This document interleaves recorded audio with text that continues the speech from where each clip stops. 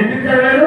ఆయన గుర్రం మీద రావట్లేదని దేవుడు కదా, గాడిద మీద తీసుకొస్తున్నాడు. దేవుడు స్తోత్రం కలిగాక గాడిద మీద వెళుతున్న దానికి ఏం తెలుసు దేవుడా?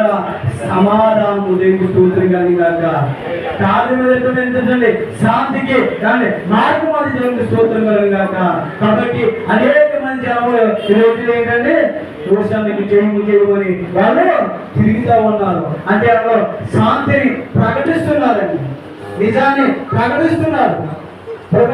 యేసుక్రీస్తు వారు గొప్ప రాజుని ఆయన ప్రపంచ యావత్తు కూడా ప్రకటన చేస్తున్నారు. దేవుడు చూస్తున్నాడు కనుక మన రాజ్యంలో ఏంటంటే పాపాలని చేయించాడు.